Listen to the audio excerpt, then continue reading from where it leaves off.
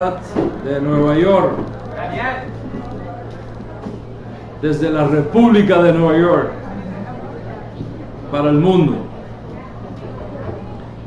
Damos gracias al Eterno por la bendición de poder estar aquí y compartir con ustedes la riqueza de la clase que tenemos para este día tan especial.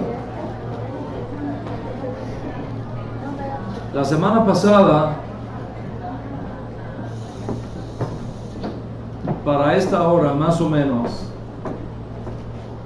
hace 8 días atrás, estábamos en la ciudad de Miami, Florida, Estados Unidos, compartiendo el tema si existió realmente Yeshua. Es decir, estamos hablando no de la historia de Yeshua, sino de la historicidad de Yeshua. Son dos cosas diferentes. Y cuando estábamos apenas en la introducción del tema, sobrevino una enorme tormenta eléctrica sobre toda la ciudad que dañó los transformadores de electricidad. Nos quedamos sin luz eléctrica, sin señal. Fue tremendo la tormenta terrible que pasó por encima de esa área. Todo se perdió, porque no se pudo salvar nada producto de esta situación inesperada y sobre la cual ninguno de nosotros tiene control. El Eterno sabe por qué. En todo caso, los hermanos que no estaban presencialmente allí en Miami, como ustedes acá en Nueva York, en esa ocasión que de pronto se desapareció el jajam, y justamente cuando estaba hablando del transbordador espacial que se desintegró, ¡bum!, se desapareció el jajam. Y entonces la gente se quedó con el deseo de que este tema sea tratado otra vez, de tal manera que podamos tener todo ese consejo tan importante de lo que hablamos. Y siendo sensible a esa necesidad y debido a la importancia que este tema tiene, vamos a tratar el asunto en esta ocasión, no desde Miami, sino desde Nueva York. ¿Cuál fue el tema? ¿Cuál fue el tema que se colocó en la mesa en la primera vez que hablamos de este asunto? Es uno de los más importantes temas que hemos tratado acá en la casa. ¿Okay? Ay, gracias.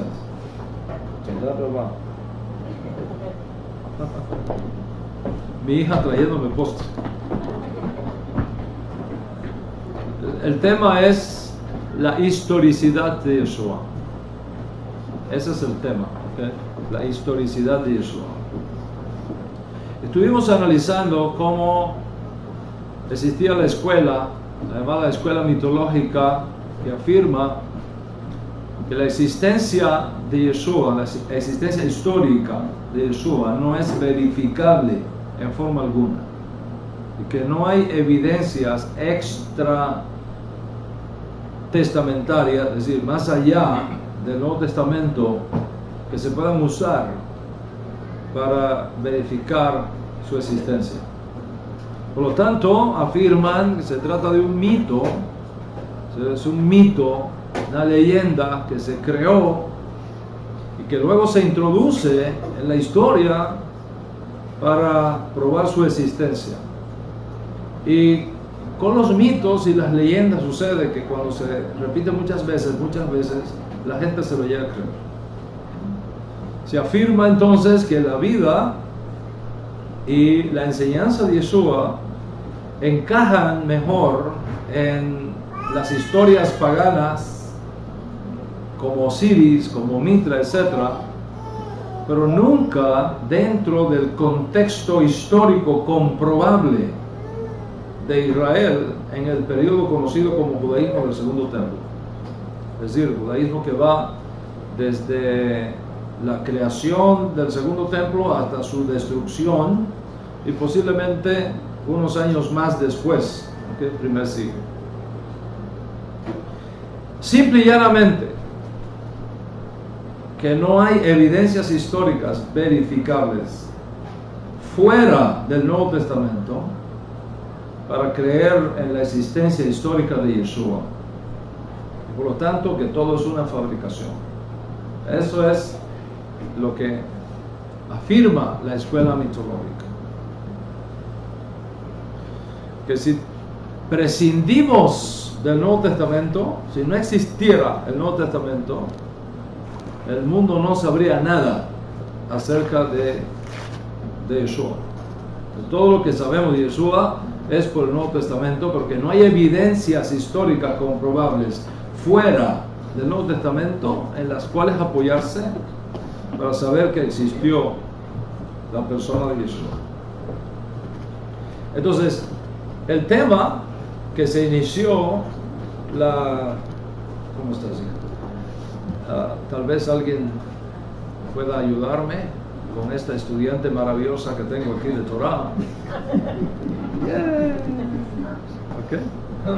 Para que vaya. ¿Quieres ir con mami? Okay. Right. ¿Me quieres decirle a mami que me prepare un té? Sí. Ahí va.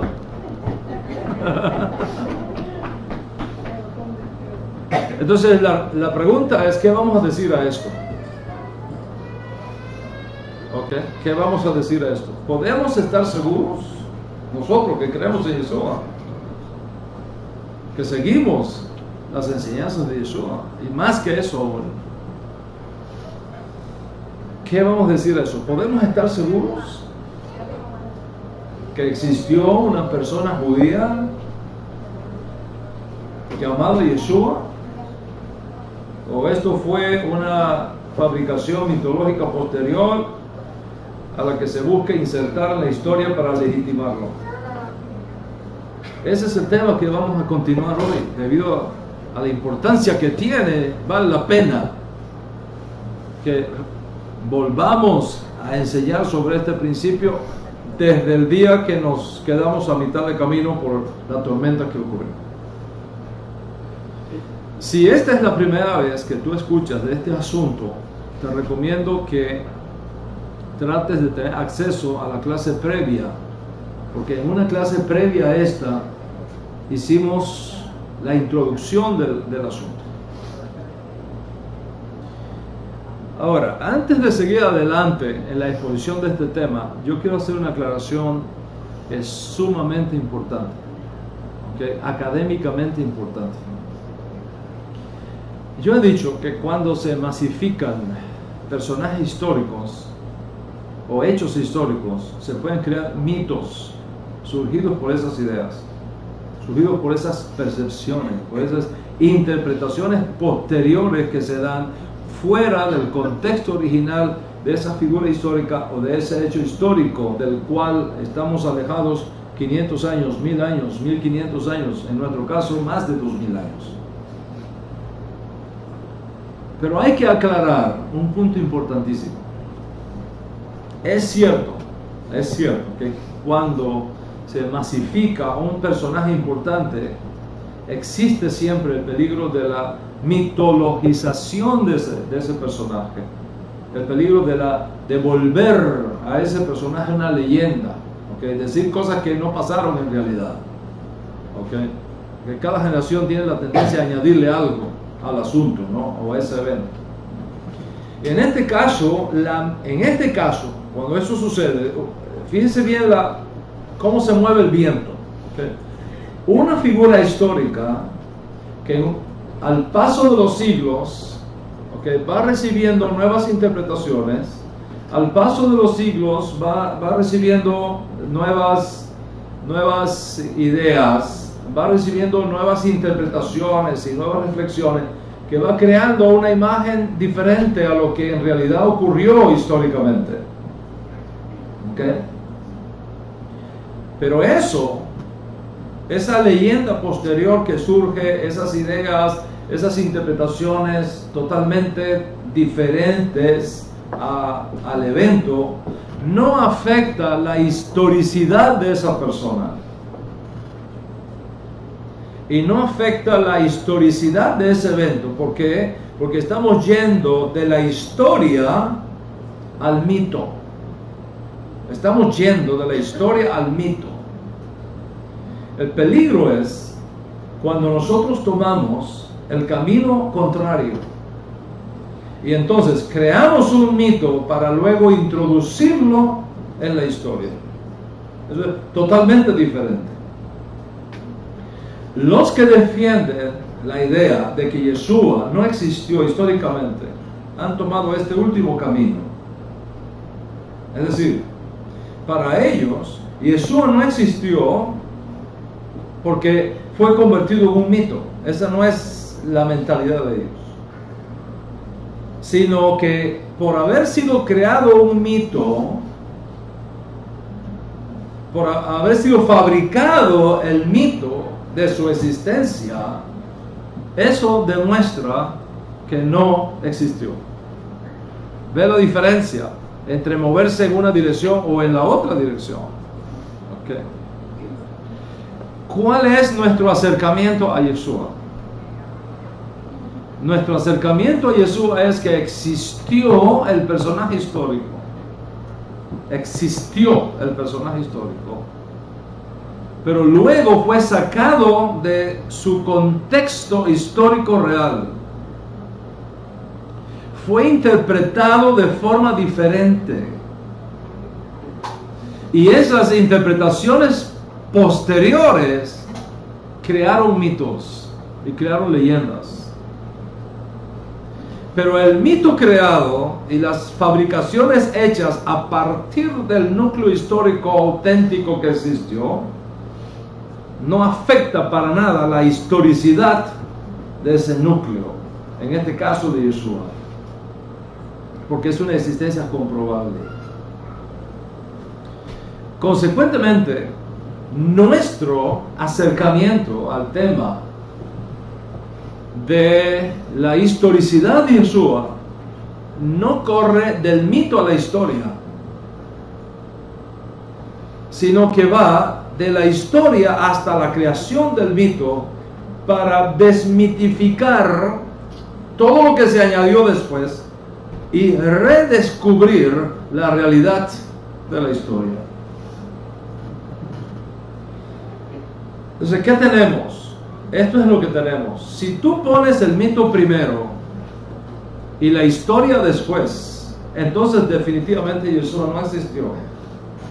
Si tú pones el mito primero y la historia después, porque no hay forma de comprobarlo científicamente. Yo no estoy hablando de comprobación de la fe. Yo no estoy hablando de la fe. La fe es otra cosa. Estoy hablando académicamente, intelectualmente, científicamente el asunto. Si tú pones primero el mito y la historia después, entonces Yeshua no existió. No hay forma. ¿Por qué? Porque no hay forma de comprobarlo históricamente. Es una leyenda más, como Osiris, como Mitra, ¿okay? Etcétera, etcétera. De esas historias que abundan en el mundo de la mitología. Y ese tipo de razonamiento y ese tipo de escuela, nosotros la descartamos porque no tiene fundamento científico.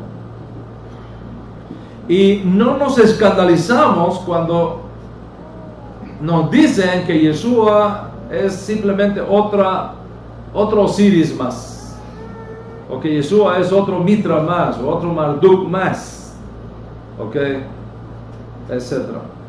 ¿Por qué? Porque los autores de estas tonterías, por no decir estupideces, no nos proveen ninguna evidencia para darles reclamos. No nos proveen ninguna evidencia. Y yo pregunto, ¿qué evidencias científicas tenemos? ¿Qué evidencias históricas tenemos de que Osiris nació el 25 de diciembre y que tenía 3 pastores en el día de su nacimiento? ¿Qué evidencia histórica nosotros tenemos para eso? Ni una sola. No existe esa evidencia. ¿Qué pruebas históricas, científicamente válidas nosotros tenemos para afirmar que Krishna fue hijo de un carpintero, que su nacimiento fue anunciado por una estrella del oriente, por pastores que le llevaron especias como regalo, que tuvo 12 discípulos? ¿Qué evidencias históricas hay? Ninguna, ni una sola. Ni una sola. Así que pruebas tenemos para verificar que en efecto, ¿verdad?, Atis murió por la salvación de la humanidad y que fue crucificado en un árbol, que descendió al submundo, que resucitó después de 3 días. No tengo ni una sola. Los autores de estas mitologías no prueban ni una sola fuente del mundo antiguo. Ni una sola fuente. ¿Quieres llevarle esto a mami? Dile que ese es el dessert, ¿ok? Y que me lo guarde, ¿vale?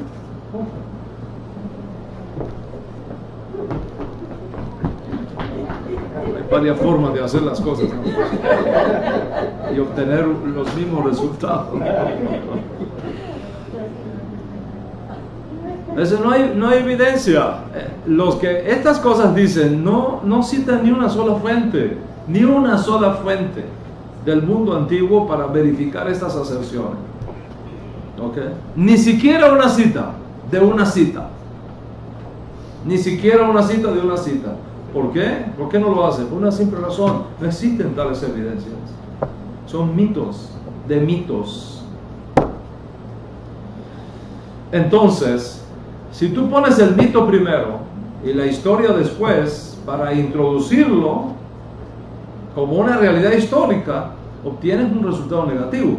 No hay cómo demostrar la existencia histórica de Yeshua, porque estás partiendo de un mito para la historia. Así, ¿cómo lo vas? Si el mito no se puede comprobar, ¿cómo vas a comprobar?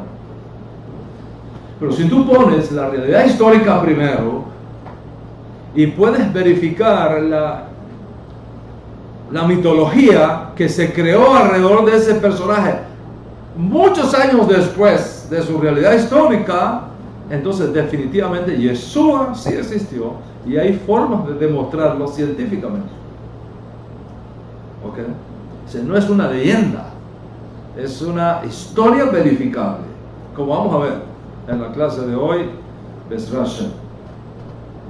Entonces, es este último acercamiento al tema el que nosotros tomamos por considerarlo el apropiado.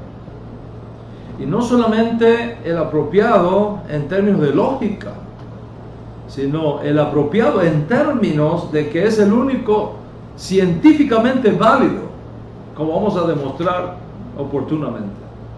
Si una vez que nosotros identificamos la realidad histórica, podemos ir descartando las interpretaciones equivocadas que se fueron creando alrededor de esa realidad, los mitos que se fueron formando, y entonces redescubrir a Yeshua, a quien consideramos juntamente con sus estudiantes originarios del primer siglo como el Mesías anunciado por Moshe y por los profetas.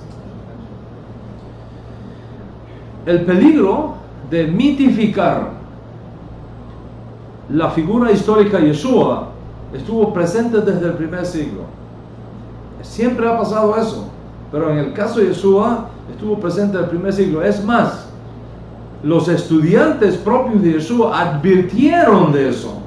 Rabino Shaul, por ejemplo, habló, y eso está documentado en el Código Real, en Memorias de los Apóstoles, Hechos de los Apóstoles, capítulo 20. Ahí está eso documentado. ¿Okay?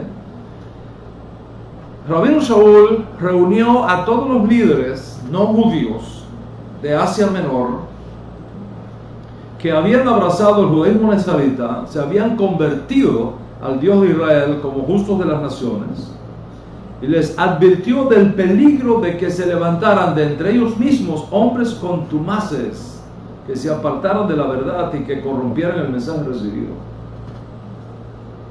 Y Memorias Apostólicas, capítulo 20, documenta estas palabras de Rabino Shaul.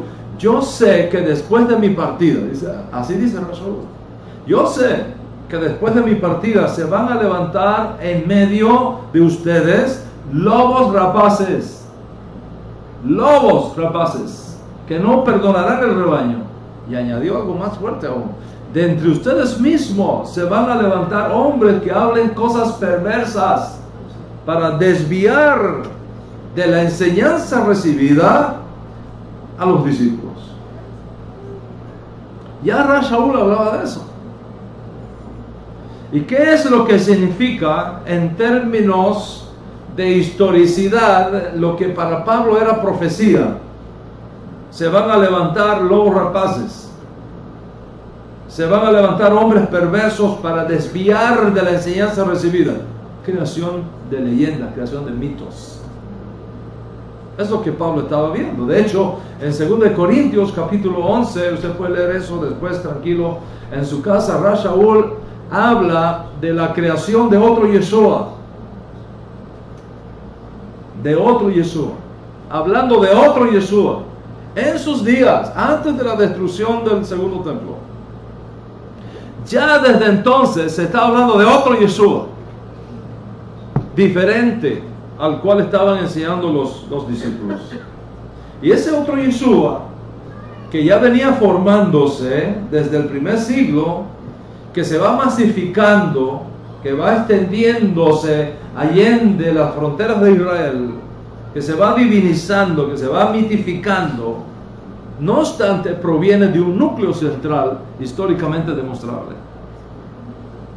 Entonces, si nosotros desechamos el mito y retenemos con nosotros la realidad histórica, podemos decir confiadamente que la historicidad de Yeshua es un asunto totalmente demostrable. Y ese es el objetivo de esta serie. Ahora, alguien me puede decir lo siguiente, como argumento, ¿no? O como contraargumento. Alguien me puede decir, bueno, Rav, ¿por qué usted se enreda tanto con esta figura histórica de Yeshua, con todas las mitificaciones y las leyendas y las mitologías que se ha creado alrededor de él, con toda esta confusión que hay? ¿Por qué usted se enreda con todo eso y usted insiste en seguir ahí? ¿Y por qué usted no se queda solo con Moshe? Si con Moshe todo está claro, con la Torah todo está claro, ¿por qué usted tiene que estar desenredando esa momia? Está tan envuelta, a través de 2000 años de malas interpretaciones. Entonces, quédese solo con la Torah y con Moshe, que eso está tan clarito, está tan bien.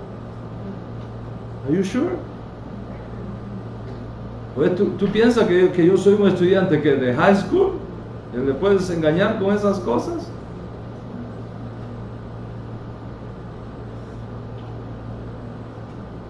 Porque yo te hago ahora la misma pregunta. Si tú quieres que yo me deje de Yeshua, porque no hay forma de demostrarlo históricamente, es un enredo, demuéstrame fuera de la Torah que existió Moisés.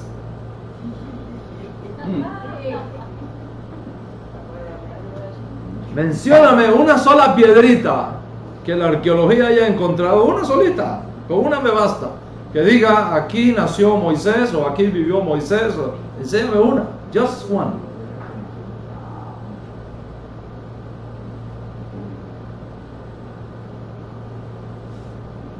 No existe evidencia histórica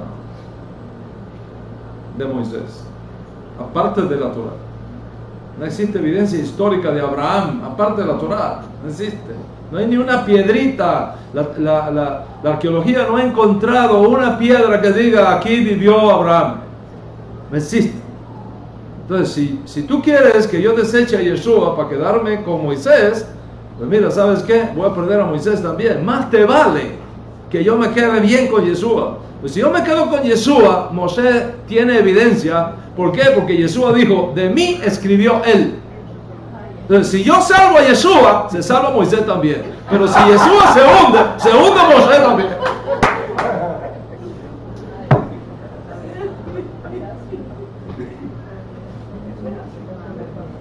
Porque allá vamos a ir.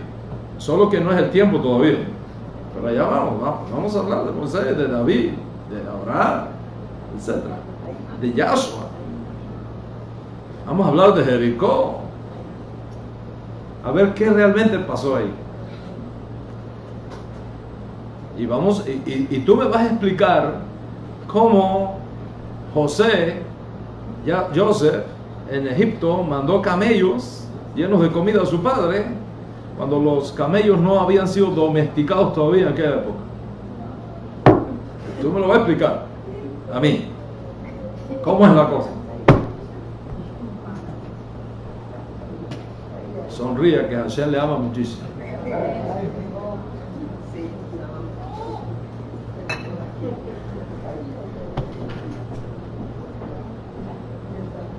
Entonces, alégrate que yo sea tan cabezón y tan testarudo que insista en que Yeshua es una persona histórica comprobable.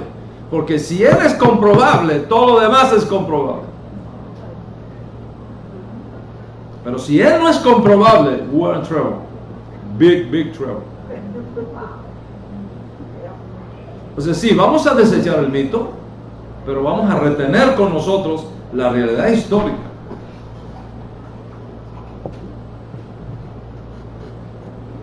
¿Por qué? Por lo siguiente.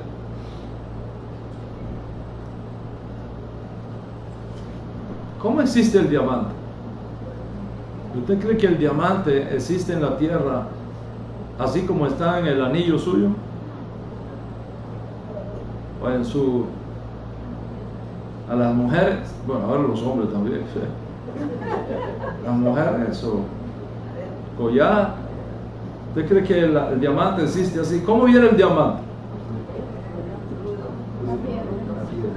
Es una piedra que hay que cortarla. Y asegúrate que la cortes bien, porque si no la dañas. Tiene que ser bien hecho. El corte tiene que ser preciso. Con todos los riesgos que tiene, allá adentro hay un diamante. Y con todos los riesgos que tiene la mitologización que se ha hecho de Yeshua, allá adentro hay un diamante. Y ese es el diamante que da vida a los hombres. Y ese es el diamante por cuyos méritos podemos tener acceso al mundo por venir. Y esa es la perla de gran precio, que nos conviene hacer todo el esfuerzo necesario para encontrarlo. Y esa es la parte de nuestro trabajo. Yo les expliqué en la clase previa sobre este tema, la primera clase que di sobre este tema, que en el judaísmo hay una ley. ¿Cuál es la ley? Que cuando un judío es secuestrado, la comunidad a la que pertenece debe hacer todo el esfuerzo necesario para rescatar a su hermano y para traerlo de vuelta a casa. Y esa es parte de nuestra misión, rescatar a nuestro hermano mayor de las cárceles de Roma y traerlo de vuelta a casa y hacer una gran fiesta para que ya nadie más tome su honra y que su memoria sea vista y reconocida por todo nuestro noble pueblo judío. Y esto es tan importante, Rabotai, es tan importante, que alrededor del mito se han creado decenas de mitos y decenas de malas concepciones que se requieren aclarar. Y mejor escenario para aclarar lo que no tendríamos a este nivel. ¿Cuáles son estos otros mitos de los mitos? Mitos que surgen de los mitos. Primero, el mito de que Yeshua creó el cristianismo. Es totalmente falso. Totalmente falso. Yeshua no creó el cristianismo. Yeshua no vino para crear otra religión.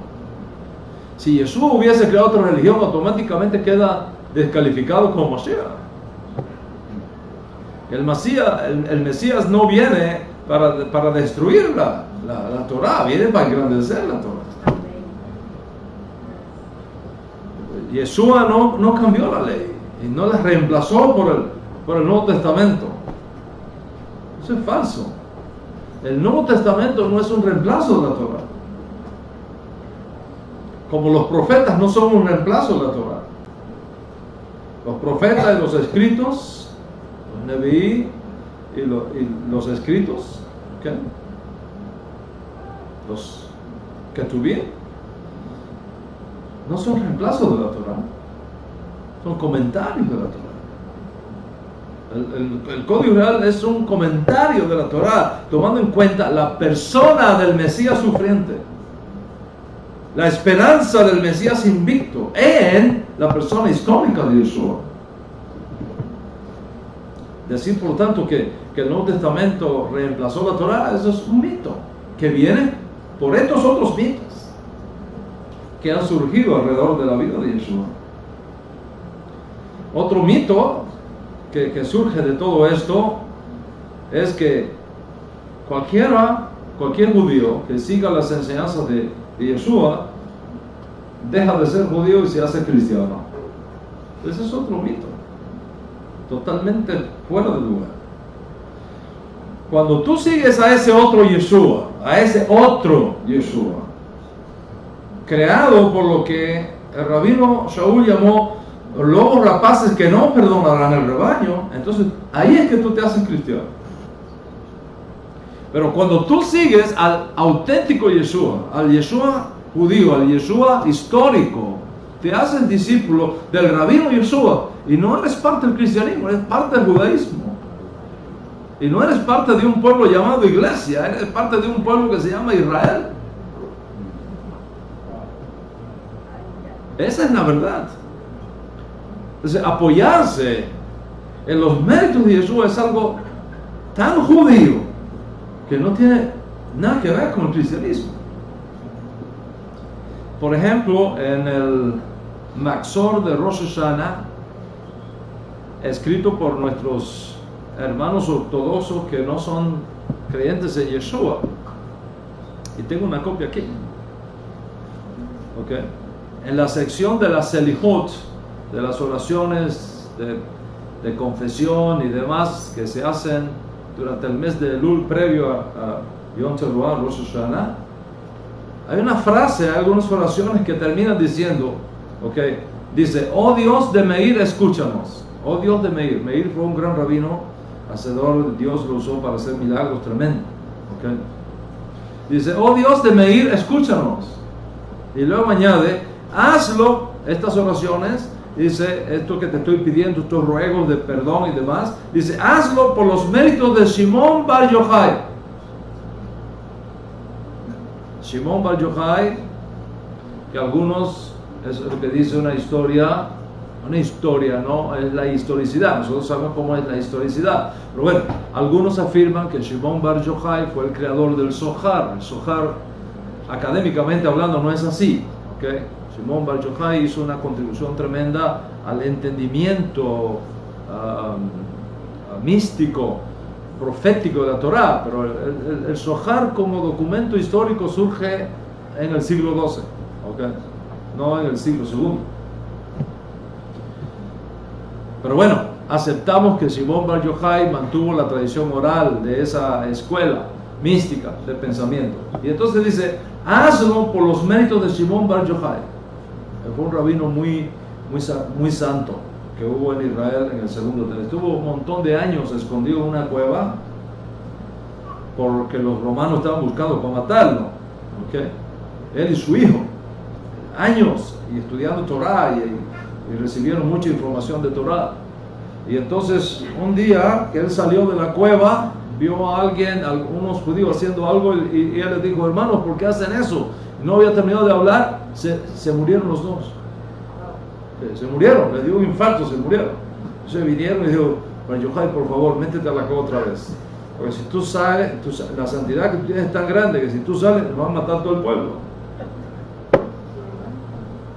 Ya eso había pasado antes. ¿Se acuerdan cuando Kefa se encontró con Ananías y Zafira? De hablarle nada más, se murieron. Usted no tiene idea lo que significa estar en presencia de un tzadik de estas dimensiones. Bueno, pues en el Maxor, el libro de rezos, dice: hazlo por los méritos de Shimon Bar Yochai. Y los Breslov, cuando oran, en muchas de sus oraciones ellos introducen la frase que los méritos de Nachman de Breslov nos cubran. Mire el poder de los mitos. O sea, cuando un Yehudí ora y dice que los méritos de Shimon Bar Yochai me cubran, o que los méritos del Rabí Nachman de Breslov me cubran, eso es judío. Pero si nosotros decimos que los méritos de Yeshua Mashiach nos cubran, no, eso es cristiano. Mire el poder de los mitos, ¿ok? Si nosotros decimos que los méritos de Yeshua Mashiach hablen más alto que nuestros pecados, no, eso es cristianismo. Pero si nosotros decimos que los méritos de Nachman de Breslov hablen más alto que nuestros hierros, no, eso es judío. Se tienen pesas falsas y medidas falsas, ¿ok? No se tienen medidas iguales para todos. Medimos una cosa con una pesa y otra cosa con otra pesa, y eso no es judaísmo. Si nosotros invocamos los méritos de Yeshua para acercarnos a Dios, nos dicen que estamos violando el mandamiento de no tener dioses ajenos delante de ti. Si invocamos a Yeshua, escúchanos por los méritos de Yeshua. No, estás violando el mandamiento que dice no tendrás dioses ajenos delante de mí. Pero si se invocan los méritos del Rabino Meir o del Rabino Bar Yochai o de Nachman de Breslov, eso está bien, eso no viola el mandamiento de no tendrás dioses ajenos delante de mí. Mira el poder de los mitos. Cuando un Yehudí, contrario a la Torah, viaja largas distancias para visitar las tumbas de los tzadikim, para rogarles que oren por ellos a Dios, porque ellos supuestamente están más cercanos a Dios que nosotros, eso es judío. Pero si nosotros nos acercamos al Padre y le pedimos que nos escuche por los méritos de Yeshua, eso es cristiano. ¿Ven la doble estándar que hay aquí, la doble agenda que hay aquí, la hipocresía que hay aquí? Cuando un judío lee las cartas de Maimonides o las cartas del más importante discípulo que tuvo Nachman de Breslov, el Rabí Natan, o cualquier otra literatura considerada sagrada como la Mishnah o el Talmud, no, ese judío está estudiando judaísmo, está leyendo judaísmo, está estudiando judaísmo. Pero si tú lees el Código Real, no, el Código Real no, eso es cristiano. Ve el doble estándar. O sea, la fuerza del mito crea el mito de que el Código Real es un documento no judío, que es la Biblia cristiana, que no es la Biblia hebrea. Y entonces estudiar Torah, estudiar Talmud, eso es judío. Pero estudiar Torah, Talmud y Código Real, no puedes meter el Código Real ahí porque ya eso es cristiano. Ahora viene Yom Kippur. El día antes de Yom Kippur, la mayoría de nuestros hermanos judíos que todavía no han conocido a Yeshua como Mashiach van al mercado y compran un gallo blanco. Oiga esto, compran un gallito blanco para los varones y una gallina blanca para las mujeres. Se llegan a su casa, cogen el gallo blanco y le dan 3 vueltas en la cabeza. Dice, ¿ok? Y por cada vuelta que da dice, esta es mi expiación. Este gallo morirá y yo viviré. Eso es judío. Eso es judío. Pero si yo tomo la copa y digo, este vino representa la expiación del que murió y entregó su neshama para que yo tenga vida eterna y haga un lejaim, no. Eso es cristiano. ¿Ve? Ve cómo el mito crea mitos. Entonces, Rabotai, voy a decirte algo aquí que es absolutamente la verdad. ¿Ok? Totalmente la verdad. Oiga, después de estar 25 años en esto, te digo que esto es absoluto. Le puedes poner el sello a esto. El sello. Todos los sellos del mundo se lo pueden. Los 7 sellos de revelaciones se lo pueden poner. No importa cómo lo pongas. No importa cómo lo pongas. No importa que seas más ortodoxo que Yohanan Ben Zakkai. No importa que seas más místico que Shimon, Bar Yochai. No importa que seas más cabalista que el Arizal. No importa que seas más puntilloso en la observancia de los mandamientos que Yosef Karo. Si tú estás ligado a Yeshua, te envuelven en el mito. Te has convertido a otra religión, has dejado de ser judío, te has vuelto un mal judío, un hereje, un falso mesías con un falso judío con un falso mesías. Esa es la onda ahora. Falsos judíos con un falso mesías. Ese es el mito de los mitos. Y no importa cuántas figuras históricas reconocibles, identificables, tanto antiguas como modernas, tú pongas en la mesa para verificar que siempre y en toda generación ha habido judíos simples, como también ilustrados, como judíos estudiosos, como rabinos, como grandes rabinos, rabinos de rabinos, que han creído en la historicidad de Yeshua y le han aceptado como Mashiach. No importa cuántos traigas a la mesa, para ellos, con este tipo, las personas con este tipo de mentalidad mitológica, todas esas evidencias son irrelevantes, totalmente irrelevantes. Le van a dar la vuelta. Son irrelevantes. ¿Qué es la única cosa que cuenta para ellos? La única cosa que cuenta para ellos es que Israel, como pueblo, mayoritariamente, no ha aceptado a Yeshua como Mashiach, ni aceptará nunca a Yeshua como Mashiach. Entonces, para las personas con mentalidad de mito, la mayoría siempre tiene la razón. La mayoría siempre tiene razón. Sin embargo, Rabotai, la historia demuestra que no es así. Todo lo contrario, desde el punto de vista del judaísmo, la verdad no está en la mayoría. La verdad está en la Torah.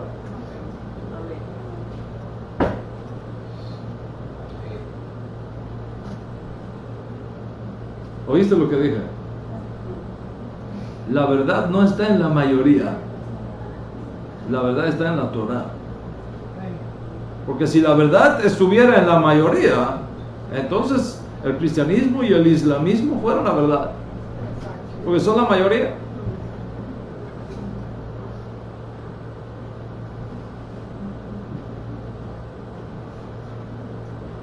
La verdad no está en la gente. La verdad está en la Torah.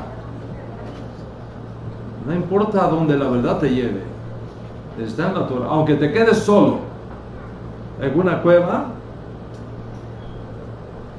si estás con la Torah, estás con la verdad. Y el mundo entero está equivocado. Te voy a poner varios ejemplos. El hecho de que la mayoría de la gente de Israel siguió en aquellos días al becerro de oro, no legitimó al becerro de oro. La mayoría estuvo equivocada y la minoría aceptada. El hecho de que la mayoría de Israel rechazó a los profetas de sus días y los mataron en sus días, como hicieron con Isaías y como trataron de hacer con Jeremías y el resto de los profetas, no legitimó su conducta. La mayoría estuvo equivocada y la minoría estuvo acertada. Think about it. Piensa en eso. El hecho de que la mayoría de los israelitas norteños siguieron el culto a Baal no legitimó a Baal. La mayoría estuvo equivocada y la minoría estaba acertada. El hecho de que la inmensa mayoría de los espías dieron un mal testimonio de la tierra no significó que la minoría estuviera equivocada. Josué y Caleb, siendo minoría, tenían la verdad y la mayoría estaba equivocada. El hecho de que en los días de la segunda revuelta judía contra Roma, en el segundo siglo, con el anuncio de Akiva, el hecho de que la mayoría, por tratarse de un anuncio hecho por el gran rabino Akiva, aceptó que Simón Bar Koshiva era el Mesías, no significó que la minoría de los netzaritas que rechazaron aquella proclama estaban equivocados. La minoría estaba acertada y la mayoría estaba equivocada. El hecho de que en los días del Imperio Otomano Svatai Slevi fue visto como el Mesías, aunque una minoría lo rechazó, la mayoría que lo aceptó estaban equivocados, totalmente equivocados, y la minoría aceptada. Aquí detrás de nosotros en Brooklyn, la mayoría de los rabinos de Chabad confiesan que el rabí Schneerson es el Mesías. Eso no significa que la minoría de Chabad que no lo acepta así están equivocados. La mayoría está equivocada y la minoría está aceptada.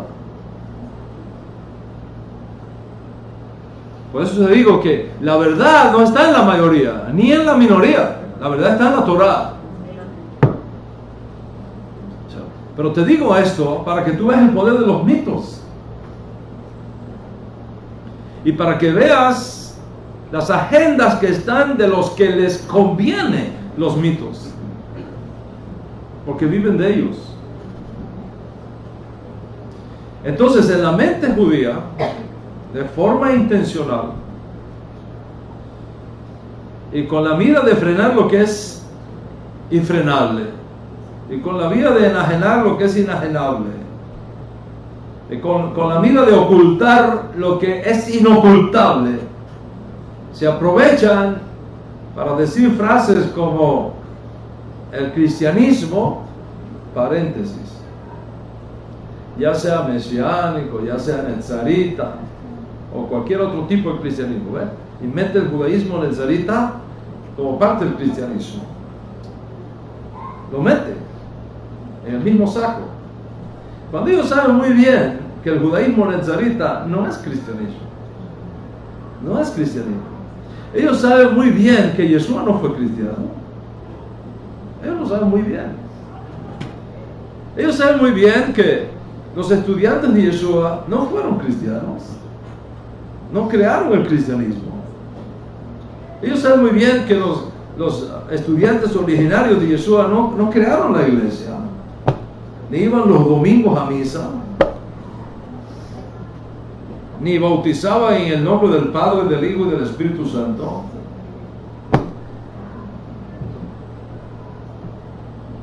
Ellos saben bien que esa frase de Mateo, bautizándolos en el nombre del Padre, eso no estaba en el origen, eso fue añadido después. Ellos lo saben.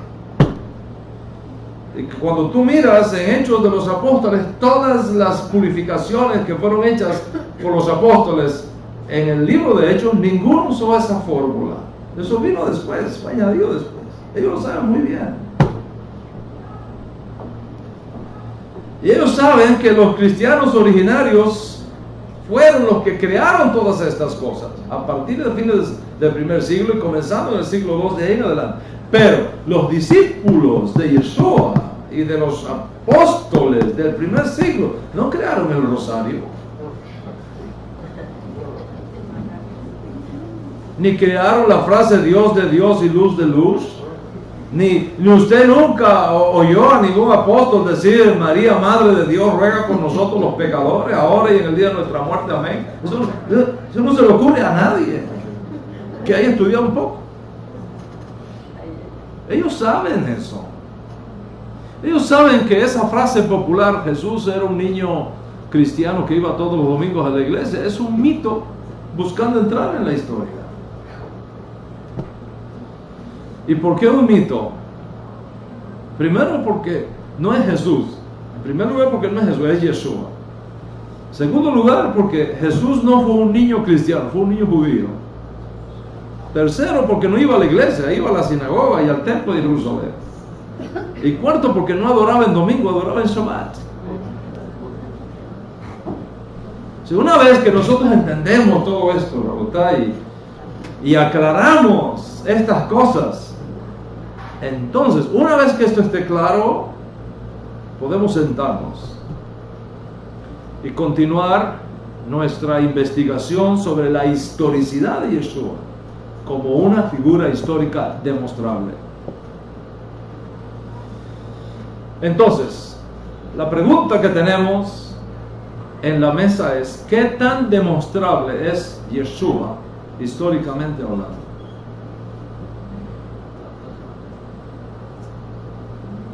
Ese es el punto. ¿Qué tan demostrable es históricamente hablando Yeshua?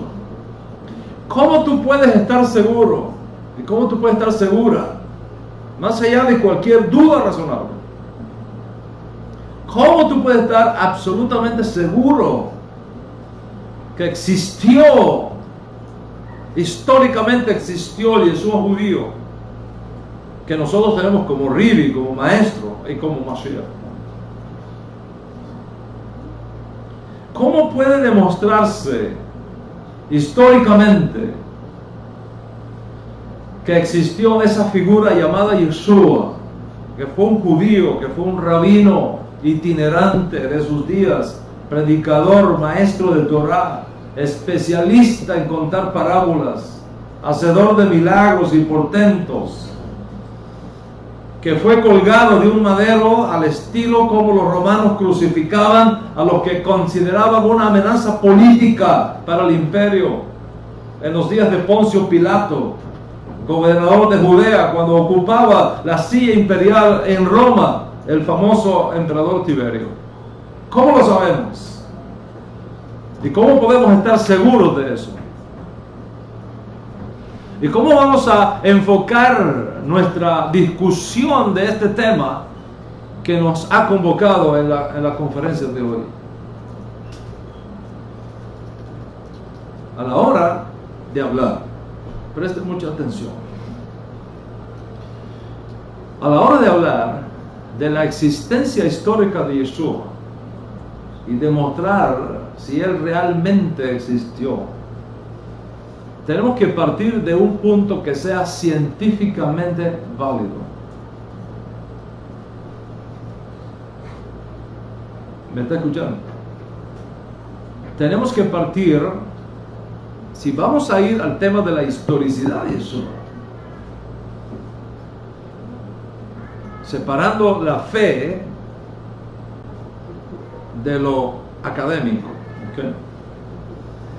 Si nosotros queremos hablar de la existencia histórica de Yeshua y demostrar si realmente Él existió, tenemos que partir de un punto que sea científicamente válido. A menos que sea científicamente válido, no es correcto la discusión. Tenemos que encontrar un punto de fundamento válido, científicamente válido. Una vez que establecemos esa validez científica, esa metodología científica válida, entonces podemos hablar del tema de la historicidad de Yeshua. Y la pregunta es: ¿qué significa tener un punto de partida científicamente válido? ¿Qué es la verdad acerca de Yeshua? Nosotros, por ejemplo,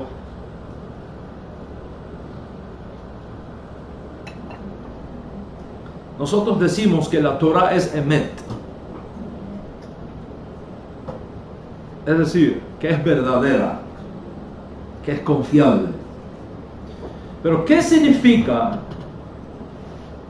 en la mente judía que algo es Emet, que algo es verdadero, que algo es confiable? ¿Qué significa en la teología judía que alguien es la verdad? ¿Qué significa eso? Vamos a presionar un poco más la idea. ¿Cómo sabemos que Dios existe?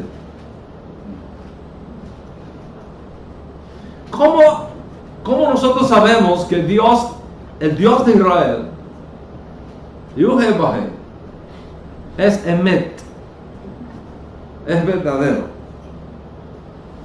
¿Quién lo ha visto? ¿Quién lo ha visto? ¿Quién ha hablado con él?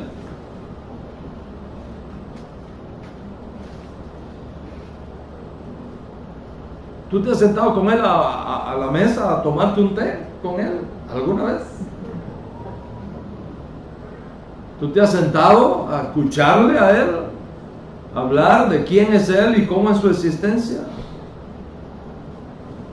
Entonces la pregunta es: ¿sobre qué fundamento científico vamos a creer en la existencia de Dios cuando Dios es por definición Ein Sof, indefinible, sin barreras, sin límites? En los labios de uno de nuestros maestros, al que ningún hombre ha visto ni puede ver. Entonces, ¿cómo tú puedes demostrar científicamente que existe el invisible para luego creer en él? La famosa frase de Tomás, ¿no? Si no veo, no creo. La pregunta entonces ¿es esa la base histórica que tú usas para creer en la existencia de Dios?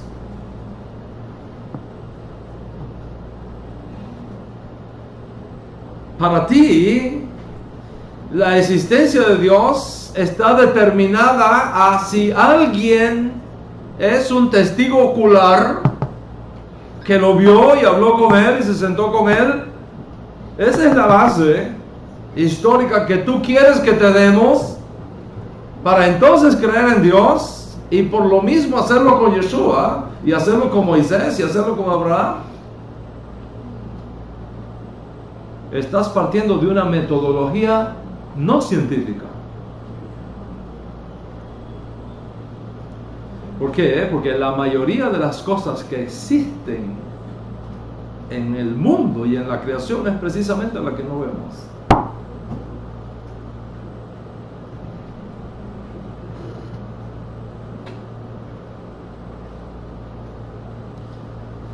Pero podemos presionar esto un poco más todavía, podemos exprimir este pensamiento un poco más todavía. ¿Cómo podemos demostrar científicamente que existió un hombre llamado Abraham?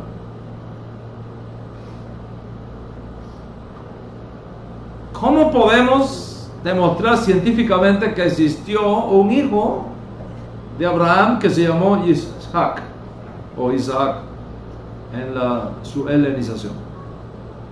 ¿Cómo lo sabemos? ¿Cómo nosotros podemos demostrar históricamente que Abraham levantó el cuchillo para matar a Isaac?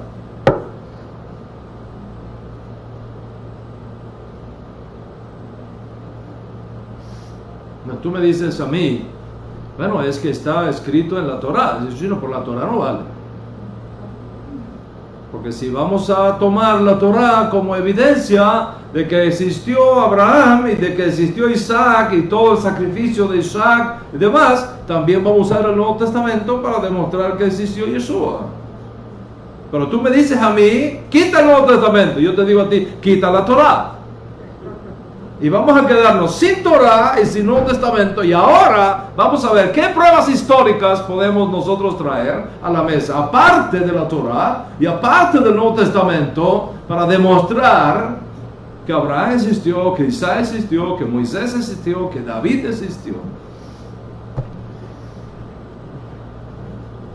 Entonces, ¿cómo nosotros creemos en Abraham como nuestro padre y a Sara como nuestra madre?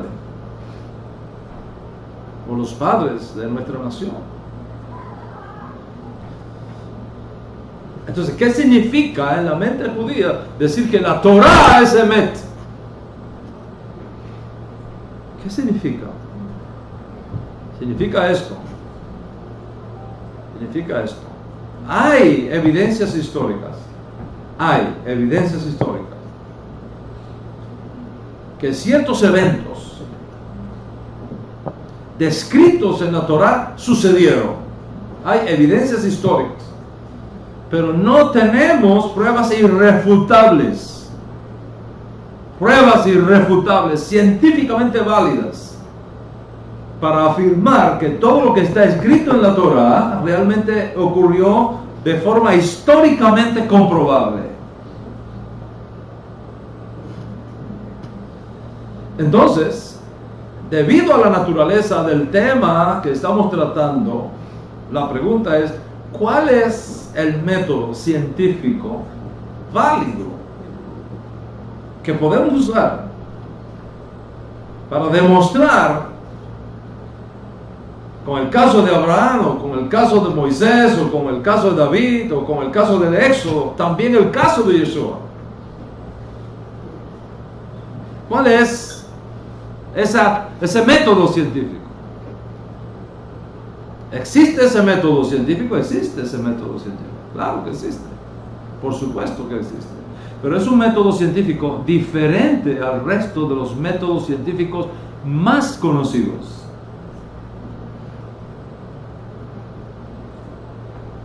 ¿Cómo los historiadores confirman las verdades históricas? ¿Y cómo son capaces de separarlas de las que son leyendas o de los que son mitos? ¿Cómo se hace? ¿Cuál es el método científico para esto? El historiador no tiene acceso tangible al pasado. ¿Me está escuchando lo que estoy hablando? No tiene acceso tangible al pasado. ¿Por qué? Porque una vez que un hecho histórico toma lugar, se vuelve irrepetible y se convierte en un caso cerrado. No hay forma de que nosotros podamos repetir los eventos históricos. Y debido al hecho de que no hay forma de repetir los eventos históricos, el método científico que usa la historia no puede ser igual al método científico que se usa para eventos que sí pueden ser repetidos. Son dos métodos completamente diferentes. En la ciencia química, por ejemplo, o en la ciencia física, tú puedes repetir un evento en el laboratorio cada vez, 1, 2, 3, 4 veces, hasta llegar a una conclusión científica. La conclusión es que cada vez que yo junto esto con esto, me da esto. Si yo junto esto en esta cantidad y esto en esta cantidad a esta temperatura, siempre obtengo este resultado. Entonces, esto es el método. Científicamente es así. Porque lo repito y lo repito y lo repito, y cada vez que hago eso exacto, sale la misma cosa. Ok. Esto es precisamente lo que estaba hablando cuando vino la tormenta en Miami. Y espero que en Miami haya un buen tiempo y no pase lo del transbordador que se desapareció. Y se desapareció la conferencia. Okay. Yo estaba mencionando, para ilustrar esto, el transbordador Columbia. Lamentablemente, ya conocemos la historia, se desintegró en el aire, destruyendo la vida de todos sus tripulantes a 40 millas de altura. Imagínate eso, a 40 millas, no metros, 40 millas de altura. Okay. Multiplica una milla por 1.6 y te va a decir cuántos kilómetros de altura estaba eso. 40, estaba dando casi 70 kilómetros de altura. De ahí no llega ningún misil. Así que no fue un caso de Osama Bin Laden. Porque uno dice, no, como iba un judío ahí, a lo mejor le mandaron un misil. A 70.000, 80.000 kilómetros de altura no hay ese riesgo. Por lo menos no hasta ahora. No solamente eso, venía bajando a 12.500 millas por hora. Son velocidades, cósmicamente hablando, no son tan altas, pero para nosotros aquí en la Tierra es lo más rápido que nosotros tenemos para el hombre moverse. Faltaban solo 16 minutos para aterrizar en la Florida. No solo con la riqueza de estas almas adentro, sino con la cantidad de experimentos científicos que se habían hecho en el espacio. ¿Qué pasó? ¿Qué causó este accidente? ¿Cómo es que se desintegra en los aires de la atmósfera de Texas? ¿Qué pasó? Se nombró un comité de investigación que tuvo acceso al video de despegue y notaron que en unos segundos después del despegue una partícula de metal se desprendió de uno de los tanques y golpeó el ala izquierda del transbordador. Son cámaras especiales. Okay. ¿Se podría haber sido esto capaz? Vamos al laboratorio. Se fueron al laboratorio, repitieron el experimento una y otra vez, trajeron la misma pieza que usa el transbordador para proteger de insulación, para proteger precisamente de la entrada, el calor tremendo que se crea ahí, y no pasó nada. Golpeó ahí, no pasó nada. Ponen el video de nuevo y detectan que el golpe fue en la, vamos a decir así, en la teja, en el tile número 9 del ala izquierda. Entonces buscaron la compañía que fabrica eso y digo, traigan el número 9.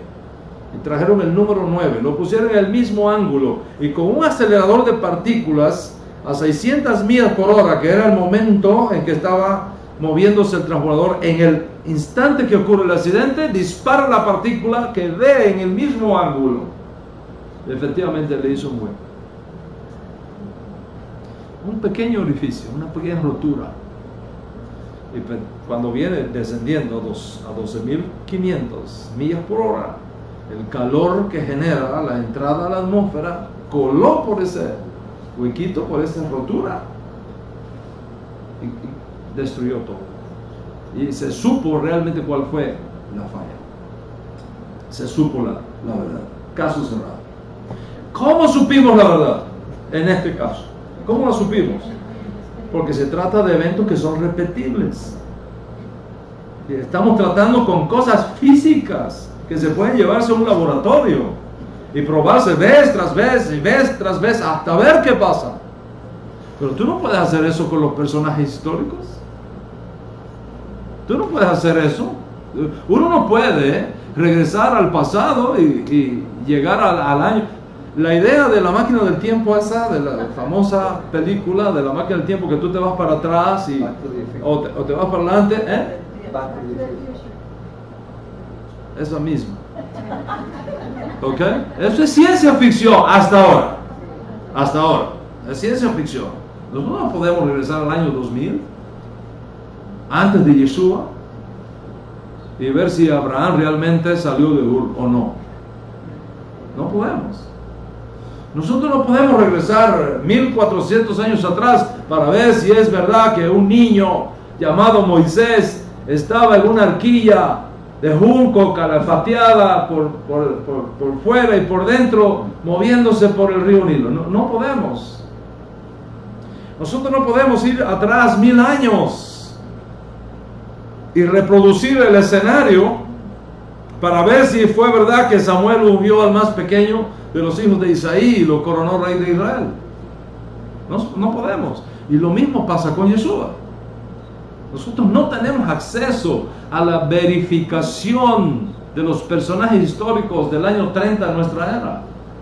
En otras ciencias, otro tipo de fenómenos se pueden repetir. Y repetir y repetir hasta verificar resultados. Y una vez que repetimos una fórmula con los mismos ingredientes y en las mismas condiciones y obtenemos un mismo resultado, entonces podemos decir, esto es Emet. Esto es, científicamente es Emet. ¿Cuándo se fue? Ahora les voy a descubrir un secretico, ¿no? Cuando se fue la luz en Miami, perdimos el contacto con tierra. En la exposición en Miami, yo no sé los que vieron, no sé si ustedes se recuerdan, me imagino que ustedes se recuerden, porque ustedes están viendo la primera parte de acá, ¿verdad? ¿Ustedes se recuerdan que yo tenía 2 recipientes en la mesa? Un recipiente con agua y un recipiente con piedras. ¿Se recuerdan ahora? Okay. Me imagino que ustedes que están viendo la primera parte y se quedaron hasta ahí, tal vez recuerden. Yo tenía allí, y lo iba a hacer aquí, pero la verdad que se me olvidó traerlo. Iba a traerlo de la cocina para acá, pero se me olvidó traerlo. En un recipiente con agua aquí, transparente, de plástico que usted se puede ver de allá, y unas piedras, aquí. Entonces, usted tiene suficiente imaginación para reproducir ese experimento. Yo quiero demostrarme a mí mismo, científicamente, que las piedras no nadan, no flotan. ¿Cómo yo sé que una piedra no flota en el agua? ¿Cómo yo lo sé? La mente dice, wow, la piedra no puede flotar, pesa mucho, no debe flotar. Pero científicamente hablando, yo no puedo demostrar. Hay que hacer el experimento. Entonces, tú coges una piedra, la pones en el agua, oiga, y se hunde. Ok. Cojo otra piedra más, la vuelvo a poner en el agua, la suelto y se hunde. Pero ahora voy a un lago, cojo una piedra y la lanzo con toda mi fuerza sobre la superficie del agua y veo que hace y no se hunde mientras tiene velocidad. Pero cuando la velocidad inicial termina, se hunde también. Si una vez que yo repito y repito ese experimento varias veces y sucede al final siempre lo mismo, entonces yo te puedo decir a ti, es una verdad científica que una piedra por sí misma no flota en el agua, se hunde. Y eso es emet. Eso es emet. Esto yo lo puedo hacer con las piedras. Lo puedo hacer con elementos químicos, pero yo no lo puedo hacer con la historia. Entonces, técnicamente hablando, no hay forma de demostrar que alguna figura histórica haya existido alguna vez. No hay forma de demostrarlo. ¿Por qué? Porque si tú usas esta metodología, tú no puedes repetir el evento histórico como repites experimentos químicos o físicos en un laboratorio. No lo puede hacer. Por lo tanto, cuando yo digo que para poder hablar de la historicidad de Yeshua tenemos que partir de un punto donde nuestra metodología científica sea válida, como es el caso de la historia, entonces tú y yo podemos hablar del tema. Pero mientras esa metodología científica no sea establecida, no podemos hablar del tema porque estamos perdiendo el tiempo. ¿Existe esa metodología? Existe esa metodología. ¿Es válida legalmente ante cualquier tribunal? Es válida legalmente delante de cualquier tribunal y delante de cualquier persona que tenga razón. ¿En qué consiste esta metodología? Miren, lo más que un historiador puede hacer es reunir suficiente evidencia de cierta naturaleza que pueda convencer a ciertas personas que realmente José Martí existió, o que Bolívar existió, o que Máximo Gómez existió, o que Washington existió. Si uno quiere demostrar que algún evento histórico realmente ocurrió, tú tienes que traer a la mesa algún tipo de evidencia convincente, más allá de la duda razonable, que nos demuestre que realmente Colón cruzó el Atlántico y descubrió América, y que no fue un mito. O que la famosa frase de Neil Armstrong de 1969, un pequeño paso para un hombre, un gran paso para la humanidad, ocurrió realmente en la luna y no en el desierto de Arizona. Así que, ¿qué vamos a decir en este sentido sobre la existencia histórica de Yeshua? ¿Cómo vamos a convencernos a nosotros mismos y a otras personas que realmente existió un judío que vivió en Israel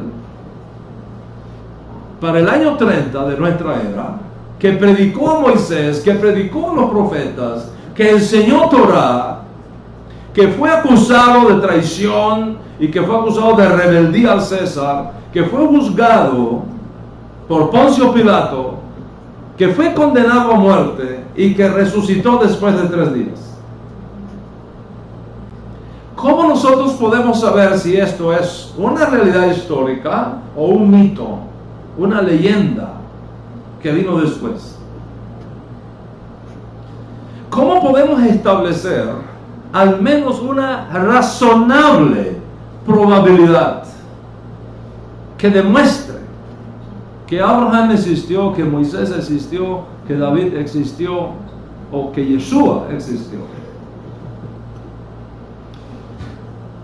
¿Cuáles son los recursos que tiene el historiador y cuál es la metodología científica reconocida como válida en el mundo entero para determinar si estos hechos son históricamente comprobables o no?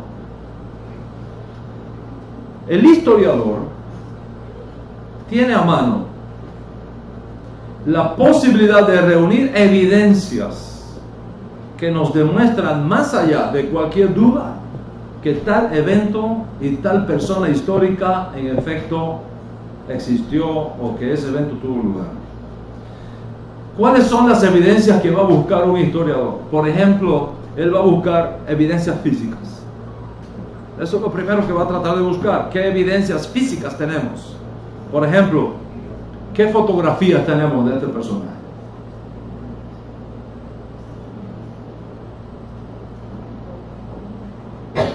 ¿O qué video tenemos de este personaje?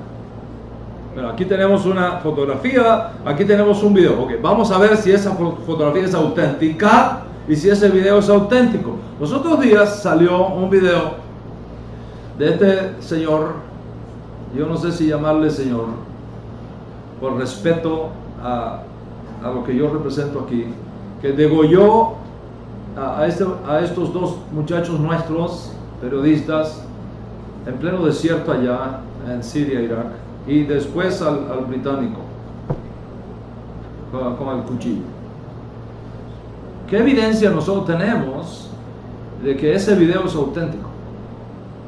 Pues acá lo tomó el Servicio de Seguridad de Inglaterra, el Servicio de Seguridad de Estados Unidos y otras naciones tecnológicamente desarrolladas verificaron y se comprobó que el video es auténtico. El video es auténtico, que el lenguaje es auténtico, incluso por el lenguaje se supo hasta quién era. Ya se tiene ubicada la persona, que tenía acento británico, todas esas cosas tomaron la forma de la voz, la compararon, ya la tiene ubicada. Ahí científicamente hablando se puede demostrar estas cosas. Se puede ver si la foto es auténtica o no. Se lleva a un laboratorio y se ve, ¿es auténtica o es un invento de Photoshop? ¿O es auténtico? Por ejemplo, es muy difícil que alguien inteligente niegue que existió José Martí cuando nosotros tenemos fotos comprobadas auténticas de José Martí. ¿Cómo tú vas a negar que no existió José Martí? Tenemos la foto. Esa es la evidencia. Es muy difícil negar, por ejemplo, que Bin Laden existió. No podemos negarlo. Están las fotos, tenemos los videos de su existencia. ¿Qué tan seguro podemos estar que fue capturado y que fue ejecutado? Bueno, de Saddam Hussein sabemos que murió, porque tenemos el video, tenemos las fotos, tenemos el cuerpo enterrado. Está la tumba, el hombre está ahí, el cuerpo. Pero ¿qué de Bin Laden? El gobierno nos ha dado las fotos, ni nos ha dado el video, ni nos ha enseñado el cuerpo. Entonces, ¿cómo podemos demostrar que efectivamente fue muerto? De que el tipo no está, porque no ha salido más. Pero científicamente hablando, ¿cómo podemos estar seguros que está muerto? ¿A dónde está el cuerpo?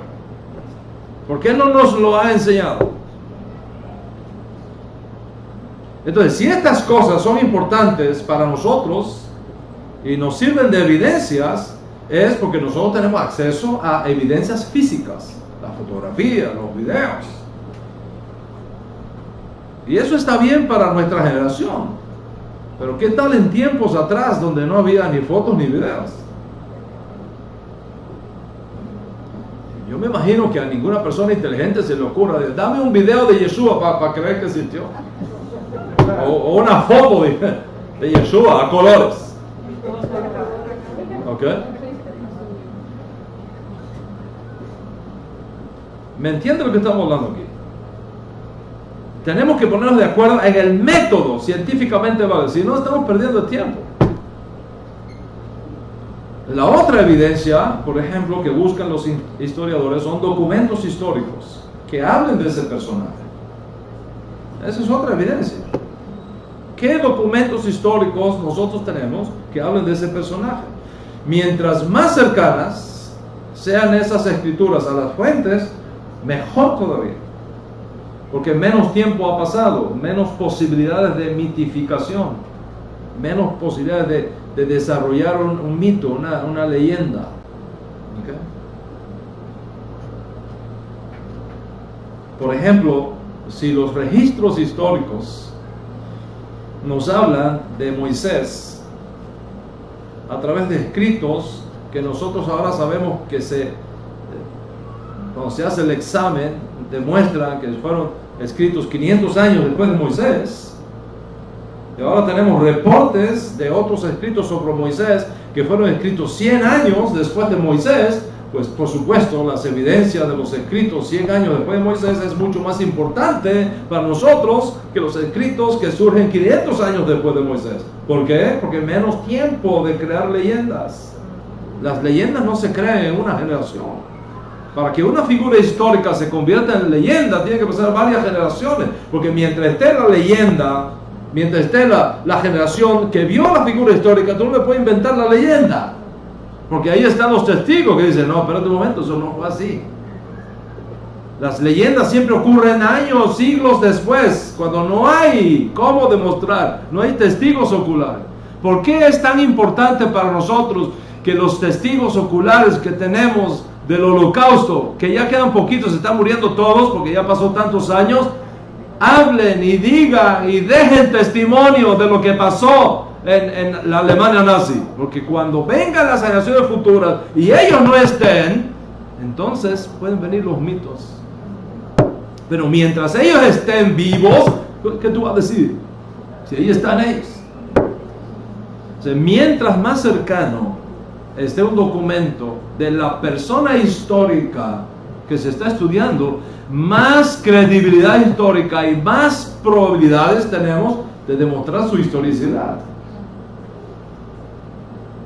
Y por otro lado, mientras más documentos tengamos que hablen de la persona, más evidencias tenemos de su historicidad. Es decir, una de las maneras que el historiador tiene para verificar una verdad histórica es comparando las diferentes fuentes o comparando los diferentes textos que describen ese mismo evento o que hablan de esa misma persona. Por ejemplo, si nosotros tenemos 2, 3, 4 o 5 descripciones de un determinado personaje o de un determinado hecho histórico con perspectivas parecidas, pero al mismo tiempo diferentes, eso constituye una buena evidencia de que ese personaje histórico o ese evento histórico realmente tuvo lugar. Si todos están de acuerdo en un hecho central, pero difieren en los detalles, mejor todavía para el historiador. Mejor todavía. ¿Por qué? Porque la diferencia en los detalles demuestra que hubo reflexión inteligente del evento. Y por lo tanto, el evento mismo tiene más probabilidad de ser emet que si hubiese una sola fuente. Toma el caso, por ejemplo, de los documentos en nuestros masoretas, conocidos como evangelios, de la resurrección de Yeshua. Toma el caso ese. Unos dicen que fue una mujer la que visitó a la tumba. Eso es uno. Dice, una mujer visitó a la tumba. Otro dice fueron dos mujeres. Dos mujeres. Un masoreta dice, estaba oscuro. Estaba aún oscuro. El otro dice, ya había salido el sol. ¿Lo ve? Para Mattai, por ejemplo, Yeshua es visto resucitado en algún lugar, entre su tumba y Jerusalén. Para Yohanan, totalmente fuera de la tumba. Para Meir, aparece en la Galilea, a 130 kilómetros de Jerusalén. Y para Hillel, en el camino de Emaús, a 11 kilómetros de Jerusalén, aproximadamente. Quiere decir que los detalles son totalmente diferentes, pero el núcleo central es único, la resurrección. Todos están de acuerdo en que el hombre no está allá en la tumba. No están de acuerdo en los detalles. Y precisamente para el historiador, eso es excelente información. ¿Por qué? Porque nos habla de diferentes momentos. Nos habla de diferentes percepciones. Nos habla de diferentes reflexiones que personas inteligentes hicieron de un hecho. Por lo tanto, cuando tenemos esto, aumentan considerablemente las evidencias a favor del evento. Es decir, que la resurrección no fue un mito, que fue un hecho real, pero que impactó de forma distinta a personas distintas en momentos distintos. Así que cuando tenemos documentos que están de acuerdo en hechos centrales, pero no están de acuerdo en los detalles, eso es una excelente evidencia para la metodología histórica. La metodología histórica. No física, no química, la histórica. ¿Por qué? Porque esa diferencia de los detalles significa que hubo personas que reflexionaron de forma diferente y por lo tanto fue registrado de forma diferente. Y por haber sido registrado de forma diferente, nos dice que el hecho histórico tiene probabilidades de haber ocurrido. En la Torah, por ejemplo, se mencionan eventos que se repiten paralelamente en diferentes libros. Por ejemplo, Primera de Samuel con Primera de Reyes, Primera de Crónicas con Segunda de Crónicas, Segunda de Samuel con Segunda de Reyes, Segunda de Reyes con Segunda de Crónicas. Con estos libros del Tanaj tenemos más o menos la misma cosa que con los sinópticos del Código Real. Estos libros proféticos y estos libros históricos cuentan muchas cosas, pero de diferentes puntos de vista distintos. Sin embargo, no todo lo que aparece en los libros proféticos y en los libros históricos podemos corroborarlo con otras fuentes externas de la Torah. En el caso, por ejemplo, de evidencias provistas por la arqueología. Algunos sí, otros no. Por ejemplo, nosotros no tenemos la evidencia externa. La arqueología, por ejemplo, no nos ha dado ninguna evidencia sobre la historicidad de Abraham, como ya expliqué, o sobre la historicidad de Moisés, como ya expliqué, o de la historicidad de David. Pero las fuentes mismas que tenemos, por presentarnos puntos de vista diferentes, son evidencias en sí mismas, porque tienden a corroborar un hecho central, aun cuando difieran en los detalles. ¿Cuántos están conmigo hasta aquí? ¿Estáis cansados? No. All right. Porque esta es la introducción.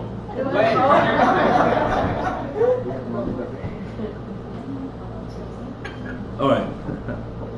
Les voy a dar un ejemplo, porque con los ejemplos, poner ejemplos es como abrir una ventana que entra un poco de luz, poder ver un poco esto. Ok, voy a dar un ejemplo. Tenemos el caso del general Vespasiano, enviado por el emperador Nerón a reprimir a los judíos en el año 67 del primer siglo de esta era. Si nosotros tenemos diferentes fuentes históricas que nos dice que en efecto Vespasiano estaba en Roma y que fue despachado con su hijo Tito a la provincia de Judea para reprimir aquella revuelta judía que se había levantado allí, eso significa que el evento histórico probablemente ocurrió. Pero si tenemos otra fuente que dice que Vespasiano estaba en Siria y que nunca visitó Judea, entonces tenemos un serio problema, porque no tenemos evidencia, tenemos contradicción, o bien en la fuente o bien en el hecho histórico. Entonces esto no es una buena evidencia, y el historiador tiene que estar capacitado y educado y entrenado para ver qué tan buena es una evidencia y qué tan buena no es una evidencia. Ahora, si nosotros tenemos una fuente que dice que estaba en Siria, no en Judea, pero esa fuente que nos dice que estaba en Siria, no en Judea, es 300 años después del evento, mientras que la fuente que nos dice que estaba en Roma y que fue mandada a Judea viene 50 años después del evento, el historiador sabe que la evidencia de Siria es desechable. Ahí se creó un mito, ahí se creó una leyenda, porque tenemos una de 50 años que nos dice una cosa diferente. Entonces, ¿a dónde tenemos que poner el ojo? A la que esté más cercana al evento. Y esta es la metodología difícil, pesada, con la que el historiador tiene que abrirse paso en la historia. Y de esa manera él va formulando su hipótesis. Entonces el historiador tiene que estudiar las fuentes y tiene que conocer las lenguas originales de las fuentes que está estudiando. Si usted va a ser historiador de esta época del judaísmo del Segundo Templo, usted tiene que conocer acadio, usted tiene que conocer arameo, usted tiene que conocer hebreo, usted tiene que conocer latín, usted tiene que conocer griego. Usted no puede depender de traducciones. El historiador tiene que ir a las fuentes y leerla por sí mismos, por sí mismo, por sí misma. Entonces mira el tiempo de las mismas en relación con el hecho histórico que se está discutiendo. Mira si las fuentes son independientes o si se apoyan unas a otras. Y entonces acude a otras ciencias de apoyo, como es la arqueología, como es la paleontología, como es la lingüística antigua, ¿ok? La papirología y todos esos especialistas, sentarse con ellos y discutir estas evidencias. Por ejemplo, si 3 autores mencionan que Sócrates enseñó en Atenas, pero una cuarta fuente previa menciona lo mismo, entonces en realidad tienes una sola fuente. Para el historiador hubo copia. Voy a repetirlo para que vea cómo es que funciona la metodología científica de la historia, sobre la cual tenemos que estar de acuerdo para verificar si Yeshua es una persona histórica o no es una persona histórica. Repito, tú tienes 3 historiadores que mencionan que Sócrates enseñó en Atenas, pero te encuentras con una cuarta fuente que dice lo mismo, pero que es previa a estas 3. En realidad tú no tienes 3 fuentes, tú tienes una sola fuente y esos 3 se copiaron, porque dicen lo mismo que la original. Entonces un historiador tiene que estudiar estas cosas y ver, ¿esta evidencia es una evidencia de colaboración o es una evidencia de corroboración? Y va armando su hipótesis. Entonces, no por ser historia, es una ciencia menos exigente que las otras ciencias. Y la pregunta es, ¿qué evidencias, partiendo de esto, qué evidencias tenemos de la existencia histórica de Yeshua? ¿Qué evidencias tenemos una vez que establecemos esta base de metodología científica que aplica a la historia? ¿Qué evidencias tenemos de la existencia histórica de Yeshua? Vamos a comenzar por las evidencias físicas. ¿Qué evidencias físicas nosotros tenemos fuera del Nuevo Testamento? Okay, fuera del Nuevo Testamento. ¿Qué evidencias físicas nosotros tenemos de la existencia de Yeshua? Por supuesto, no tenemos fotos de él. Y tampoco tenemos videos de él. No hay películas. ¿Okay? Y tampoco te creas de que tenemos los pedacitos de la cruz. O del manto de Turín. Eso no son evidencias físicas. ¿Qué evidencias físicas tenemos? Históricamente comprobables. Eso es lo que vamos a tratar en la próxima conferencia. Con la ayuda del Eterno. Si Él nos concede la vida para tratar un asunto tan importante como este. Por supuesto, tendrá que ser después de Yom Kippur, porque en Yom Kippur tenemos un trabajo especial que hacer. ¿Por cuánto están conmigo en la importancia del tema que nos ocupa? Después de esta serie, usted puede estar absolutamente convencido de una cosa: que su fe y su creencia en Yeshua como Mashiach es auténticamente válida. Que no es un mito, que no es una leyenda, que es una verdad tan extraordinaria como el sol y como la luna, que ves todas las noches y todas las mañanas. Paz sea sobre ti y paz sea sobre todo Israel. Amén y amén.